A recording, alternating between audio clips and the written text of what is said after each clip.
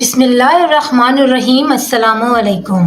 ایک دفعہ ایک عورت سلطنت عثمانیہ کے سلطان عبد المجید کے پاس مقدمہ لے کر حاضر ہوئی اور کہنے لگی، سلطان معظم، ہمارے گاؤں کے قاضی کے پاس میں ایک مقدمہ لے کر گئی تھی تاکہ قاضی صاحب انصاف پر مبنی فیصلہ کر کے مجھے انصاف دلائیں، لیکن بدقسمتی سے میں جب قاضی کے پاس گئی تو اس وقت قاضی عدالت میں اکیلا موجود تھا۔ قاضی میرے حسن کو دیکھ کر پاگل ہو گیا اور اس نے مجھے بدکاری کی دعوت دی۔ میں ایک نیک اور پاک باز عورت ہوں اور میں نے قاضی کی دعوت کو ٹھکرا دیا۔ پھر قاضی کہنے لگا، اگر تم نے میری بات نہ مانی تو میں فیصلہ تمہارے حق میں دینے کی بجائے تمہاری مخالفت میں دے دوں گا اور اس کے نتیجے میں تمہیں بڑی سزا ملے گی۔ سلطان عبد المجید نے اس عورت سے پوچھا، پہلے یہ بتاؤ کہ تمہارا مقدمہ کیا تھا جو تم قاضی کے پاس لے کر گئی تھی؟ تو وہ حسین و جمیل عورت کہنے لگی، سلطان معظم، ایک دن میں خیمے میں دوپہر کے وقت بیٹھی ہوئی تھی اور مجھے باہر گھوڑی کی آواز سنائی دینے لگی۔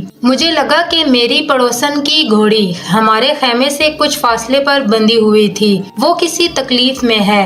جب میں اس کے قریب گئی تو مجھے پتا چلا کہ گھوڑی پیاس کی شدت کی وجہ سے چلا رہی ہے۔ میں سیدھا اپنے خیمے کے اندر گئی اور پانی والا برتن اٹھایا اور جا کر گھوڑی کے آگے رکھ دیا۔ پیاس نے گھوڑی کو شدت سے کمزور کر دیا تھا۔ اس نے وہ سارا پانی پی لیا، لیکن بدقسمتی سے اس پانی میں کچھ ایسی زہریلی چیز گر گئی تھی جس پانی کو پیتے ہی فوراً گھوڑی کی موت واقع ہو گئی۔ جیسے ہی یہ خبر میری پڑوسن کو ملی تو اس نے چیخنا چلانا شروع کر دیا اور اس نے کہا کہ تم نے میری گھوڑی کو زہر دی ہے۔ میں نے اسے بتانے کی پوری کوشش کی کہ میرا ایسا کوئی ارادہ نہیں تھا، میں نے تو صرف اس کو پانی پلایا، مجھے نہیں پتا کہ گھوڑی کی موت کیسے واقع ہوئی۔ یہ سن کر میری پڑوسن نے آ کر میرے خیمے کے پاس میری اپنی بندھی ہوئی، میری قیمتی اور میری سب سے زیادہ پیاری گھوڑی بندھی ہوئی تھی، وہ آ کر اس نے کھولی اور کہا کہ جب تک تم میری گھوڑی کی قیمت ادا نہیں کرو گی اس وقت تک تمہیں تمہاری گھوڑی نہیں ملے گی۔ اور یہی مقدمہ لے کر میں قاضی صاحب کے پاس گئی اور کہا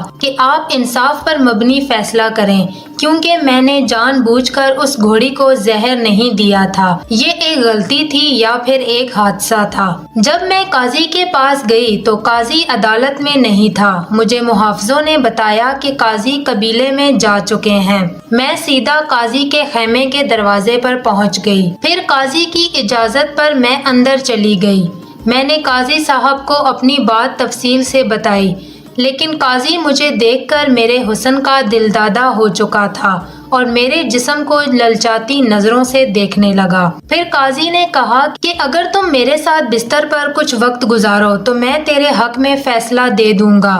جب میں نے اس کی دعوت قبول نہیں کی تو اس نے خیمے کا دروازہ بند کر کے مجھے رسیوں سے باندھا اور میرے منہ پر کپڑا باندھ کر میرے ساتھ زبردستی کی۔ جب میں خیمے سے باہر نکلی اور چلانے لگی کہ قاضی صاحب نے میرے ساتھ زبردستی کی ہے تو الٹا اس کے سپاہیوں نے مجھے دھکے دے کر وہاں سے نکال دیا۔ میرے پاس انصاف لینے کے علاوہ اور کوئی چارہ نہیں تھا، اسی لیے میں بڑی مشکلوں سے آپ کے سامنے حاضر ہوئی ہوں۔ یہ سن کر سلطان عبد المجید نے کہا کہ تیری بات بالکل درست ہے، لیکن تمہیں اپنا فیصلہ کسی شہر کے قاضی کے پاس لے کر جانا چاہیے تھا، نہ کہ ایک سلطان کے پاس۔ میرے پاس اتنا وقت نہیں کہ میں آپ کے مقدمے کو حل کر سکوں، لہٰذا میں قاضی کو پیغام بھجوا دیتا ہوں کہ وہ انصاف پر مبنی فیصلہ کریں۔ یہ سن کر وہ عورت گڑ گڑانے لگی اور کہا، قاضی صاحب، کبھی چور چور کو پکڑتا ہے، کبھی بھی مجرم کسی دوسرے مجرم کو نہیں پکڑتا۔ یہ سن کر سلطان نے کہا، نہیں۔ تو پھر وہ عورت کہنے لگی، سلطان معظم، اب آپ ہی بتائیں کہ ایک قاضی دوسرے قاضی کی مخالفت میں کوئی فیصلہ کیسے دے گا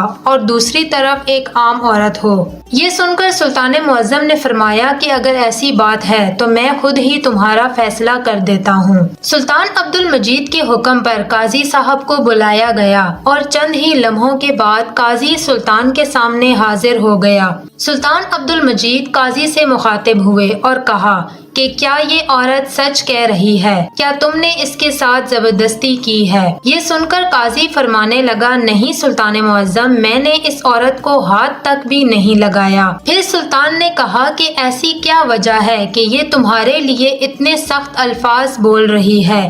اس کے پیچھے کیا حقیقت ہے؟ جب سلطان عبد المجید نے قاضی صاحب کے دلائل سنے تو اس نے کہا، سلطان معظم، یہ عورت میرے پاس مقدمہ لے کر آئی۔ میں نے اس عورت کی بات کو پوری توجہ اور تفصیل کے ساتھ سنا اور میں نے یہی کہا کہ میں دوسری طرف کے دلائل بھی سنوں گا اور گواہان کی گواہی کے بعد اس مقدمے کا فیصلہ ہوگا، اس لیے تم کل صبح میری عدالت میں حاضر ہو جانا۔ یہ سنتے ہی اس عورت کے تیور بدلنے لگے اور اس نے کہا کہ اگر تم نے میرے حق میں فیصلہ نہ دیا تو میں تمہیں بدنام کر دوں گی۔ حتیٰ کہ اپنے حق میں فیصلہ دلوانے کے لیے اس نے مجھے اپنے جسم کی بھی پیشکش کی، مگر جب میں نے اس عورت کی بات ماننے سے انکار کر دیا تو مجھے یہ بھی دھمکی دی کہ تم عورت کی طاقت کو نہیں جانتے۔ میں نے اس سے بار بار کہا کہ میں دونوں طرف کے دلائل سننے کے بعد انصاف پر مبنی فیصلہ کروں گا، لیکن یہ عورت جانتی تھی کہ یہ گنہگار ہے اور اس نے واقع ہی اپنی پڑوسن کی گھوڑی کو زہر دے کر مارا ہے، کیونکہ اس کی اپنی گھوڑی پڑوسن کی گھوڑی سے کمزور اور کم خوبصورت تھی، اسی لیے یہ اس سے حسد کرتی تھی اور اسے ڈر تھا کہ فیصلہ اس کے خلاف آئے گا اور اسی لیے یہ مجھے دھمکیاں دینے لگی۔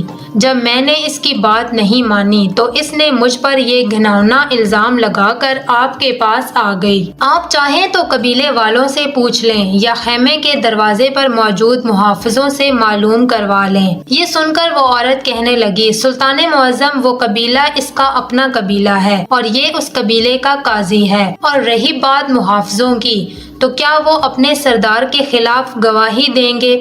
اسی لیے میں ان دونوں باتوں کو نہیں مانتی۔ اب آپ ہی بتائیں کہ ایک عورت اپنی عزت کو خاک میں ملا کر کسی مرد پر اس طرح کا گھناؤنا الزام کیوں کر لگا سکتی ہے، اور وہ بھی ایک اتنے بڑے قاضی پر۔ اب سلطان عبد المجید دونوں طرف کے دلائل سن چکے تھے، لیکن سلطان کی سمجھ میں ابھی تک کچھ نہیں آ رہا تھا کہ ان میں سے کون سچا ہے اور کون جھوٹا۔ اس عورت کے پاس نہ کوئی ثبوت تھا اور نہ ہی قاضی کے پاس کوئی ٹھوس ثبوت تھا جس سے ان دونوں میں سے کوئی بھی بے گناہ ثابت ہو سکے۔ تھوڑی دیر سوچنے کے بعد سلطان عبد المجید نے حکم دیا کہ ایک بڑا سا برتن لے کر آؤ۔ سلطان کے حکم پر ایک بڑا سا برتن حاضر کیا گیا۔ پھر سلطان نے حکم دیا کہ اس میں کسی چشمے کا صاف، شفاف اور پاک پانی ڈالو۔ برتن میں آئینے کی طرح شفاف پانی ڈالا گیا۔ اس کے بعد سلطان عبد المجید نے قاضی کو حکم دیا کہ قاضی صاحب، آپ اس برتن میں لباس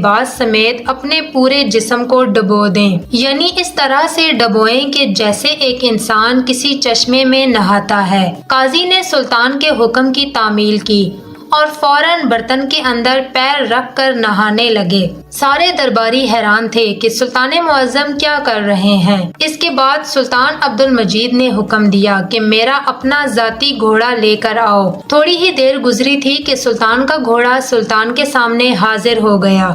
اب سلطان عبد المجید نے کہا کہ وہ پانی والا برتن میرے گھوڑے کے سامنے رکھو۔ جیسے ہی وہ پانی کا برتن سلطان کے گھوڑے کے سامنے رکھا گیا تو گھوڑے نے فوراً سے پانی پینا شروع کر دیا۔ یہ دیکھ کر سلطان عبد المجید نے کہا کہ اے چالاک عورت، تم سراسر جھوٹ بول رہی ہو۔ قاضی صاحب بالکل بے گناہ ہے اور اس نے تمہیں ہاتھ تک نہیں لگایا، حتیٰ کہ میں یہ کہہ سکتا ہوں کہ قاضی صاحب کا دامن بالکل پاک، صاف اور شفاف ہے۔ یہ سن کر تمام درباری بڑے حیران ہوئے کہ ایک برتن میں نہانے اور گھوڑے کے پانی پینے سے کیسے پتہ چلا کہ قاضی صاحب بے گناہ ہے اور عورت گنہگار ہے۔ یہ سب کچھ دیکھ کر ایک وزیر بول پڑا، سلطان معظم، آپ کو کیسے پتہ چلا کہ قاضی صاحب بے گناہ ہے اور یہ عورت جھوٹ بول رہی ہے؟ تو سلطان عبد المجید نے کہا کہ میرے گھوڑے کی یہ خاصیت ہے کہ یہ نجس پانی کو منہ نہیں لگاتا، پینا تو دور کی بات ہے، اور اگر قاضی صاحب نے اس کے ساتھ زیادتی کی ہوتی تو یہ پانی نجس ہو جاتا اور گھوڑا اس کو کبھی منہ نہ لگاتا، اسی لیے یہ عورت سراسر جھوٹ بول رہی ہے۔